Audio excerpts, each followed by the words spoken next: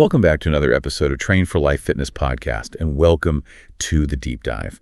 Today, we are cracking open a set of sources that they present this really frustrating but absolutely critical truth in fitness. Oh, yeah. And that is, to maximize your athletic output, you have to get really good at stopping. It's so counterintuitive, isn't it? It is. For anyone who's high achieving, the impulse is always more. More effort equals more gains. Right. But our source material is pretty clear that this mindset is, well, it's the express lane to plateaus and injury. So this deep dive is all about reframing how you think about rest days and active recovery. According to our research, these aren't just, pauses or little rewards you earn. They are fundamental, non-negotiable tools for performance. Right. They are, and this is a quote, just as important as your most intense workout sessions. That really is the core mission for us today. We want to move you past that feeling of guilt you get for taking a day off. And instead, we want to equip you with the, let's say, advanced physiological knowledge to understand why it works. We're going to get into the specific mechanisms of deep recovery versus light, purposeful movement. And show how these days really prevent burnout. Exactly. And maximize that adaptive response, which ultimately just boosts your long-term consistency and, of course, your results. Okay, let's unpack this then, starting with the fundamentals. When our sources define a rest day, what are we actually talking about? It's not necessarily just lying on the sofa all day, is it? No, not always. Fundamentally, a true rest day is defined as a total break from intense physical stress. The emphasis there is really on zero to minimal load on your nervous system and your muscles. So creating space for the body to adapt. Precisely. When you train intensely, and the sources define intense as, say, anything over 80% of your max heart rate or resistance training near failure, you're lighting up your sympathetic nervous system. That's your fight or flight response. So the workout is basically a controlled shock to the system that forces it to grow. Exactly. And the recovery day is where you deliberately downregulate all of that. You're encouraging the parasympathetic nervous system, the rest and digest mode to take over. And that's where the real magic happens. That's where it all happens. The purpose is biochemical. You're allowing your body to do all this critical maintenance, from muscle repair to, replenishing essential energy stores. Okay, so if we're looking at recovery through that lens of stress management, that brings us to the three pillars the sources say make rest days so essential. Let's start with the most obvious one, the purely physical benefit. The first pillar is muscle recovery and adaptation. We talk a lot about the small tears in muscles from training. Micro tears, yeah. But it's way more sophisticated than just letting a cut heal, right? The sources detail how the body uses that rest time to kickstart protein synthesis and clean up cellular debris. And that healing process is the actual mechanism that makes the muscle fibers stronger and denser than they were before. But it needs time. It needs time and the right conditions. And a huge factor here that people often overlook is energy replenishment, specifically glycogen resynthesis. Refilling the tank. Totally. After a hard workout, your muscle and liver glycogen stores are just depleted. If you jump right back into an intense session without a full rest day, you're starting on fumes. Your form suffers, you can't push as hard. And your injury risk goes way, way up.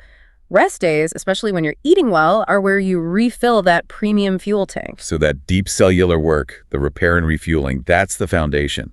And if you shortchange that, you run smack into the second pillar. Which is preventing overtraining. Exactly. And preventing overtraining is really all about managing your stress hormone profile. When you're chronically pushing without recovery, your body is just in this perpetual state of high alert. Fight or flight all the time. All the time. And that leads to elevated cortisol levels. High cortisol actually inhibits muscle protein synthesis. It messes with your sleep, and it causes this chronic low-grade inflammation throughout your whole system. So it's way beyond just feeling sore. Oh, it's so much more. You end up in a performance slump.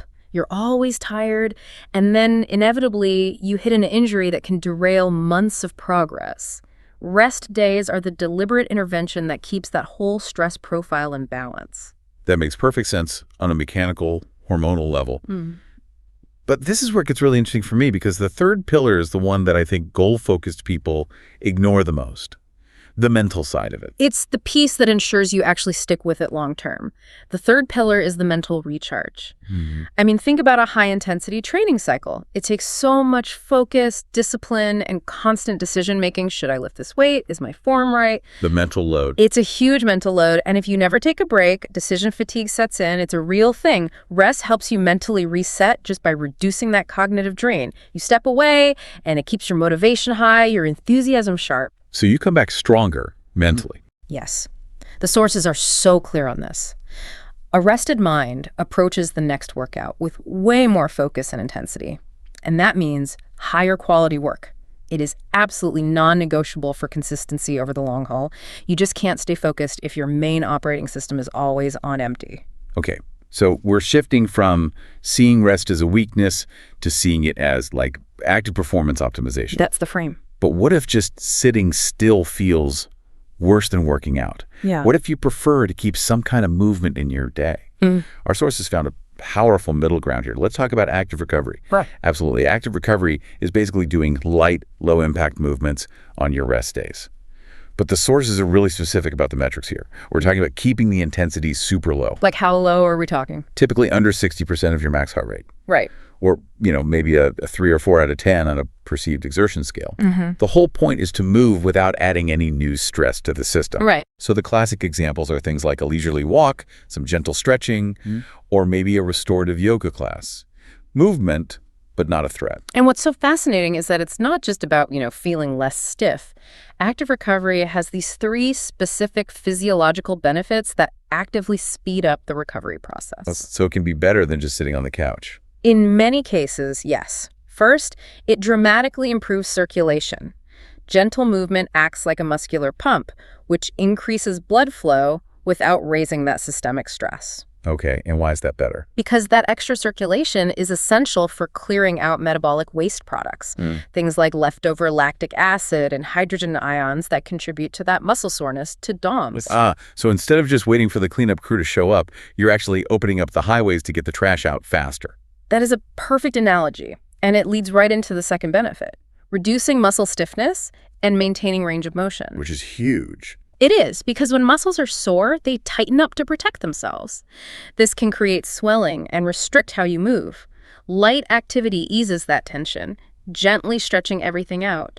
So you're just better prepared for your next heavy session. It's safer and more effective. Okay, what about the third benefit? Is that also physical, or are we back to the mental side of things? It's a key psychological component. It maintains routine and momentum. Keeping the habit alive. Exactly. Even though you're resting from intensity, active recovery keeps you in the habit of movement. You maintain that daily schedule, you reinforce that identity of being an active person, but you're doing it without compromising your body's need to restore itself. I love that. And it's the perfect bridge, because understanding the science is one thing, but we need to give you the practical, actionable steps to actually do this effectively. I see 4 main takeaways from the sources. First, and this might be the hardest for the perpetual grinder, you have to plan your week. Proactive. You have to schedule regular rest days from the outset. Don't wait until you hit a wall. The sources say be flexible, maybe 1 day of total rest and 1 day of active recovery. But it has to be on the calendar. Treat it like your most important workout. Exactly. So that's the plan. But the second step requires active self-awareness, and this is where people really struggle. Listen to your body. Okay, but I hear that all the time. For someone who's really driven, tired, it just feels normal. Did the sources give any hard criteria or red flags to look for beyond just soreness? They did, and this is so important. They point to objective markers of nervous system fatigue. Things like a big spike in your resting heart rate, maybe 5 to 10 beats higher than normal. Oh, that's concrete. Or consistent insomnia, poor sleep quality, or even noticeable mood shifts like being irritable or just not excited about things you usually enjoy. If you see those signals, that is your body screaming for a complete, guilt-free rest day. You have to interrupt that cycle. That objective data makes it so much easier to make the right call. Okay, what's step 3? Step 3 helps with that psychological shift we talked about. Choose activities you enjoy. For active recovery to feel restorative, it can't feel like another chore. Right. The sources even warn against turning that gentle swim into an accidental interval session, or that yoga class into a super demanding hot flow. Guilty. It has to be genuinely relaxing. A walk in nature, a stretching session where your effort level stays firmly in that 3 or 4 range. On the final step, I have a feeling I know what it is. You probably do. We can't talk about optimizing the system without fuel. The 4th step is to stay hydrated and eat well. Of course, rest is a whole body process. Your nutrition has to support the chemistry of repair.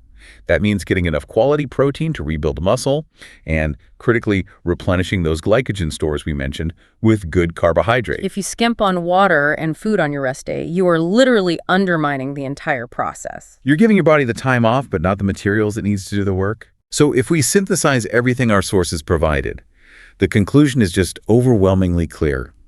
Rest days and active recovery are not time off from your fitness journey. They are an essential part of it. They're your most powerful tool for reducing injury risk, for maintaining your hormonal balance, for keeping your performance climbing, and for ensuring you maintain that crucial mental and physical motivation for the long haul. You maximize your fitness results by maximizing your recovery, period. This raises a really important question for you, the listener, to think about this week. Are you currently viewing rest as a passive reward that you maybe earn? Or as an active, non-negotiable step that actually fuels your progress? Challenge that assumption that real strength is only built under a barbell. Real, sustainable progress, both physically and mentally, is built when you are recovering and adapting. Please don't underestimate the profound performance-boosting power of that downtime. It really is the key to long-term success and to achieving your goals. Thank you for listening. Don't forget to subscribe. And in the meantime, let's roar.